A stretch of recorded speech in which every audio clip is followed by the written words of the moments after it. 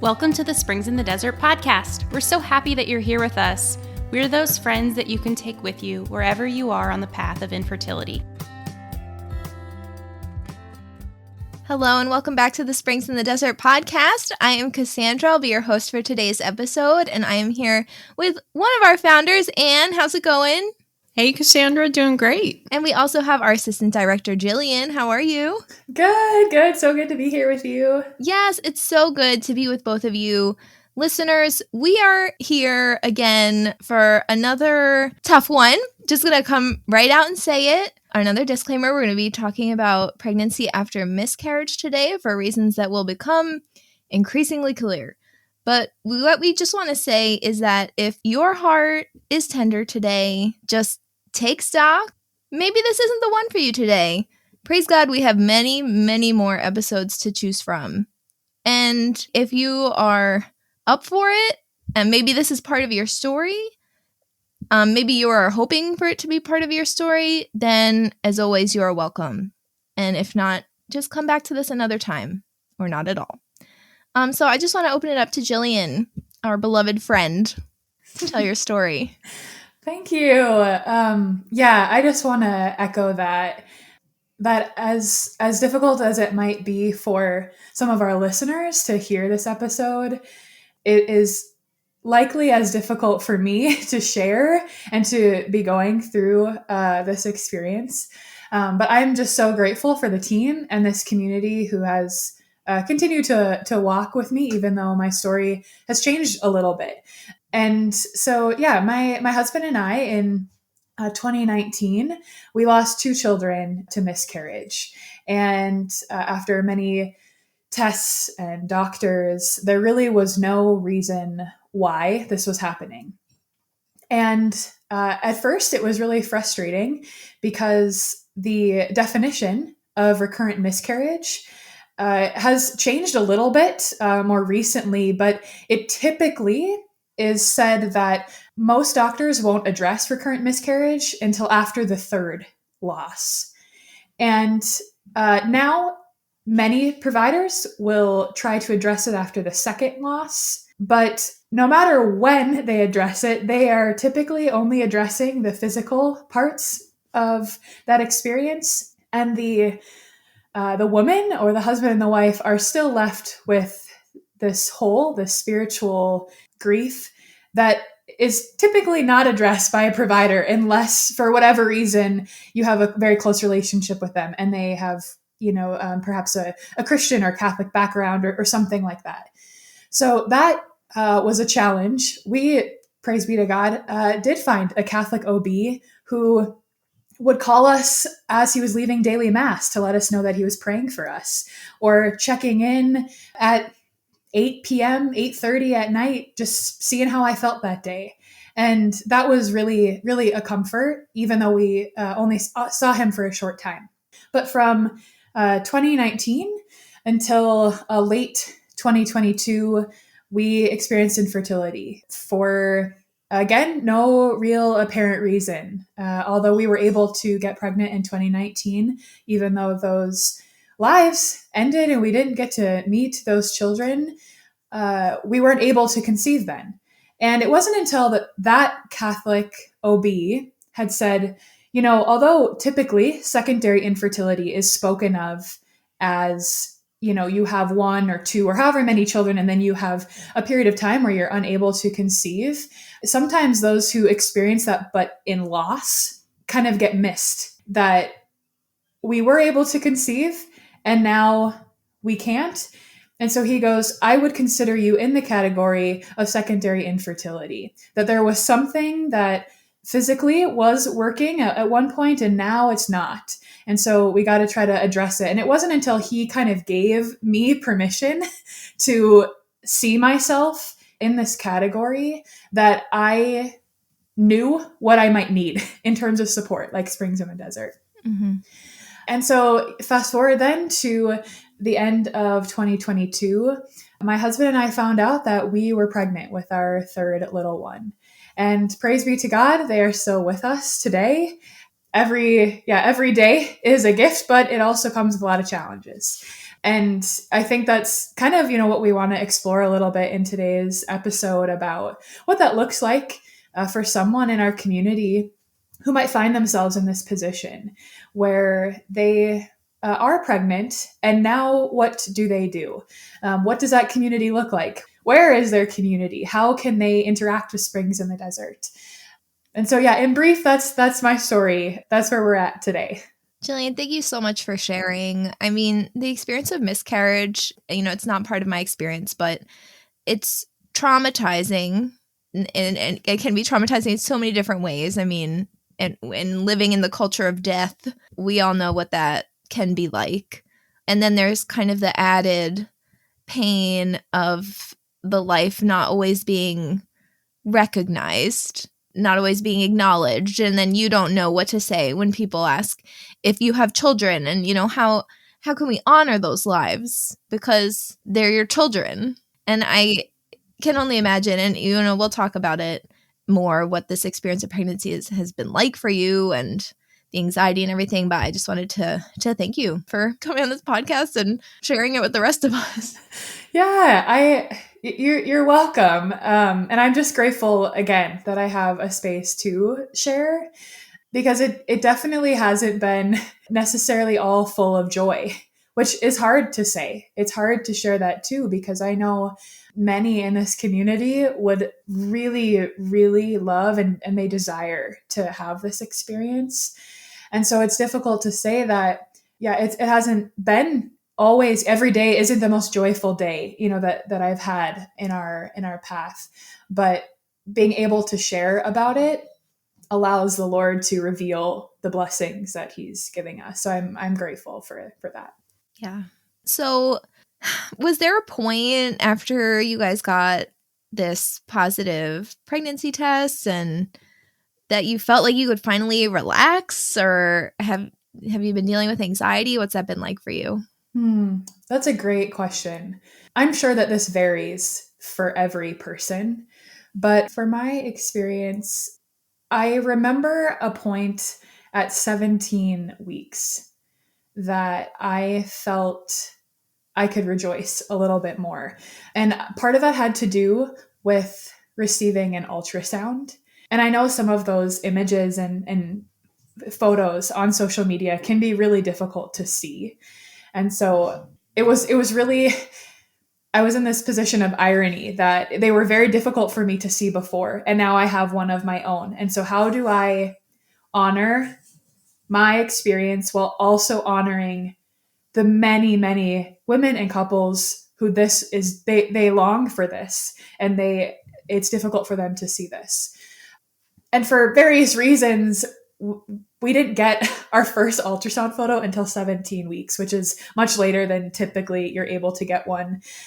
But it was at that time when we got that image that I felt, and I think due to loss before, I felt that I had a little something tangible to honor this child and sort of begin to develop a deeper relationship with them.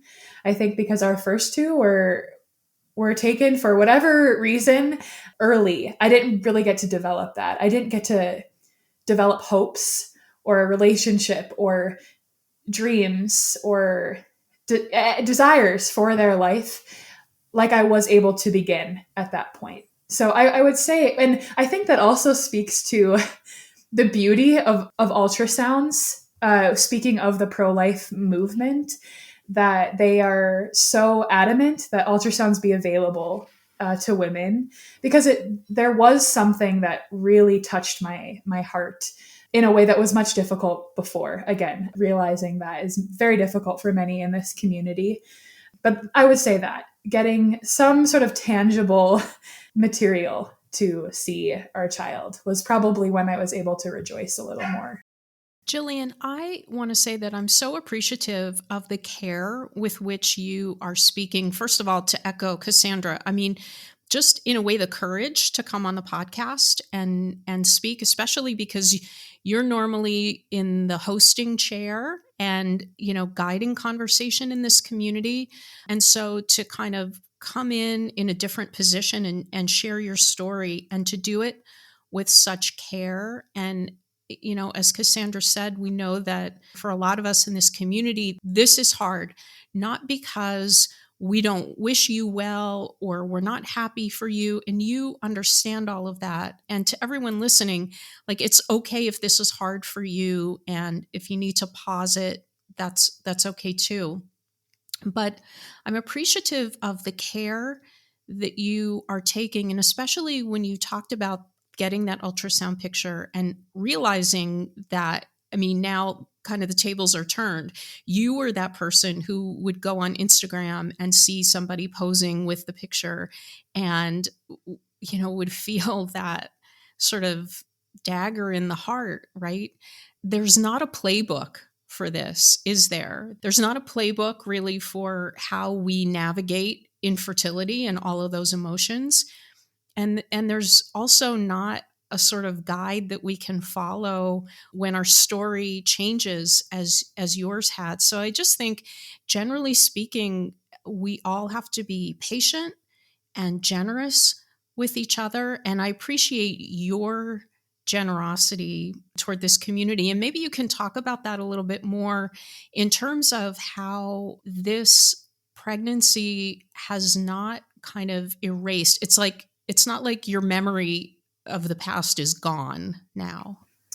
Yeah, I would love to. I think, as Cassandra mentioned a little bit ago about honoring our first two children, I think the fact that my husband and I really made that a focus in our experience and in our journey, that has really allowed me to honor this community in this experience, because things like you see on social media, happy birthday to the child that made me a mother, or celebrating something in relation to their child.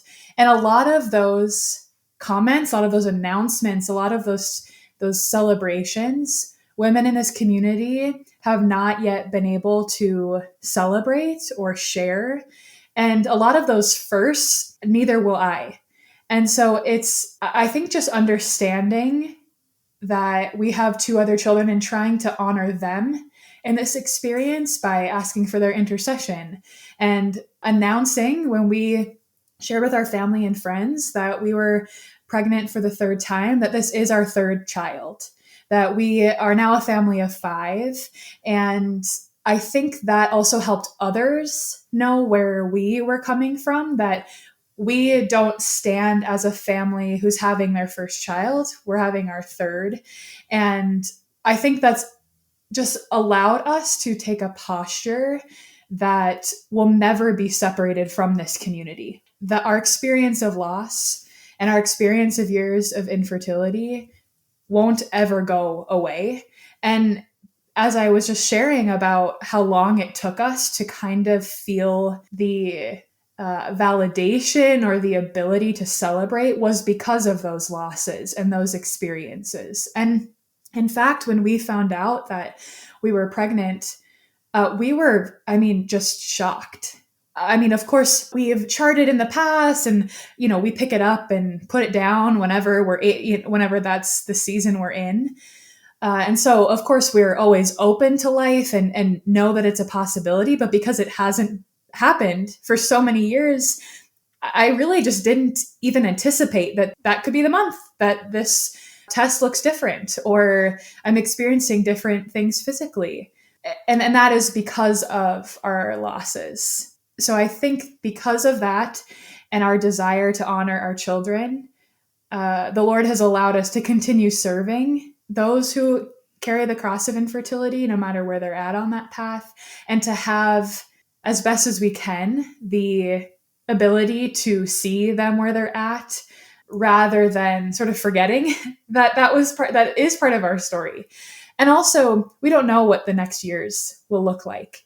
We're so grateful that this is what we've received right now. We don't know why that has happened, but we also don't know what the next years are going to look like. And so we remember that too. And that also this particular cross the Lord has given us, there's many joys in it, but I know there's going to be many frustrations and hardships and things that I don't know. And so to remember that everyone is carrying their own cross, I think is just especially in a Christian world, is the way to begin, the eyes to view that with, that we're all carrying a cross.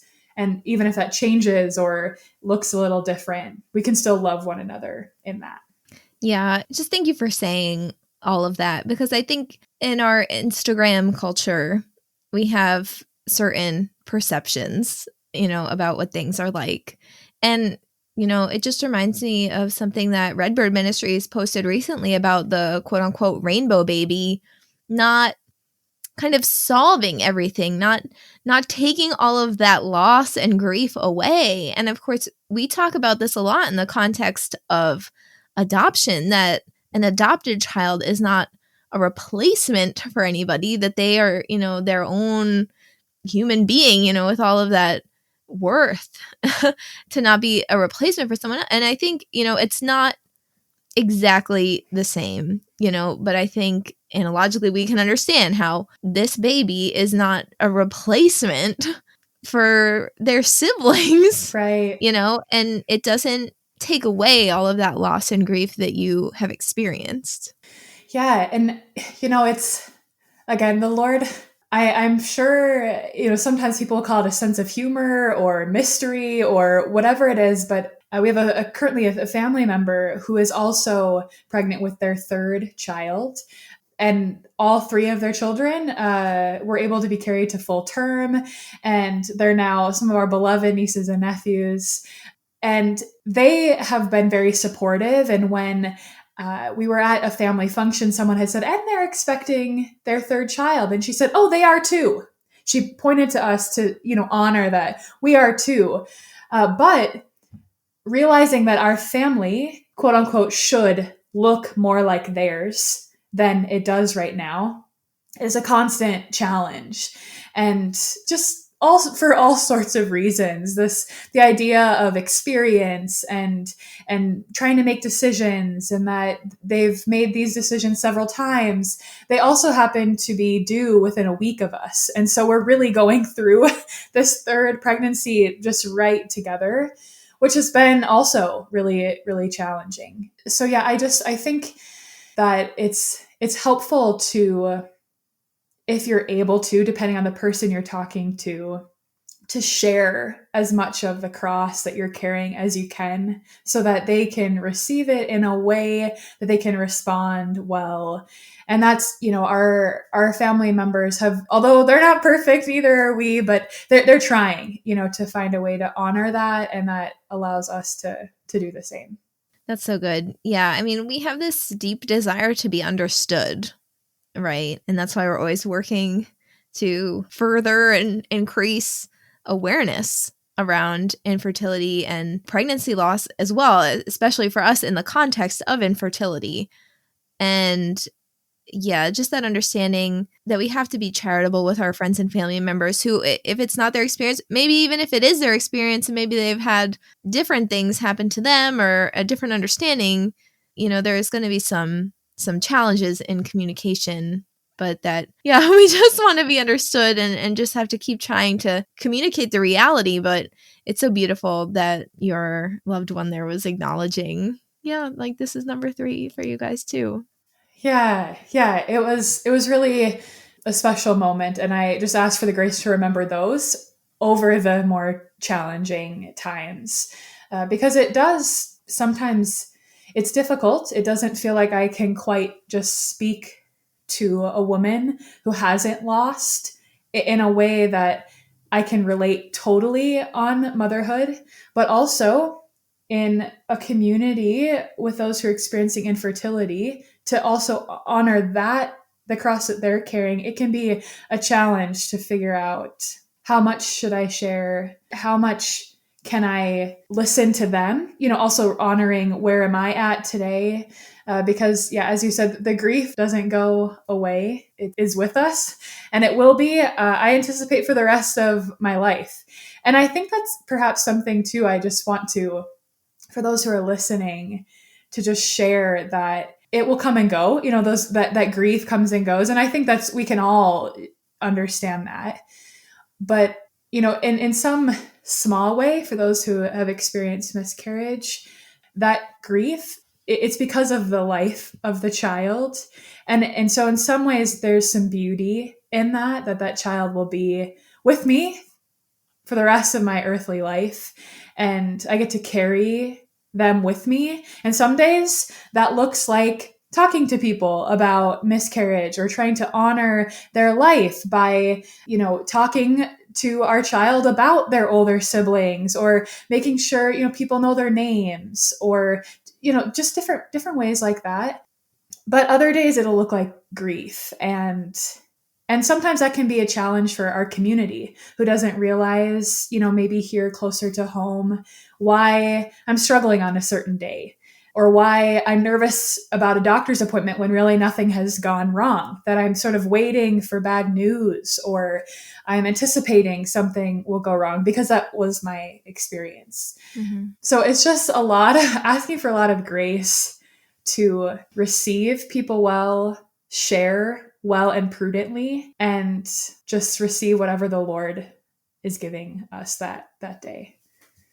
Yeah, I think that's also a great message for people who might be listening who are family or friends of those who are in this community, or perhaps they're not part of this community, but they have a loved one who is struggling with infertility, or who has experienced a loss, and perhaps has experienced pregnancy now following maybe years of infertility, or whatever that situation might be, to also honor that time, that experience, whether it's a loss or the difficulty that they went through with infertility.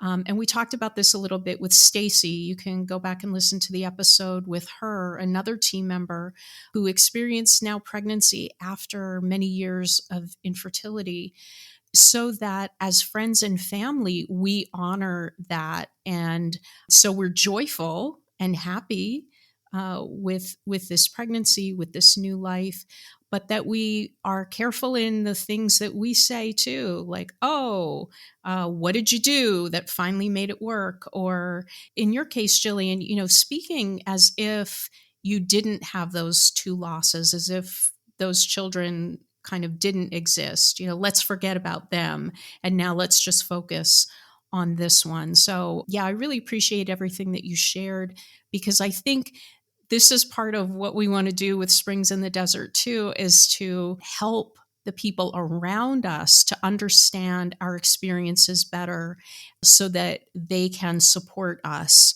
whether we're family members or friends or pastors.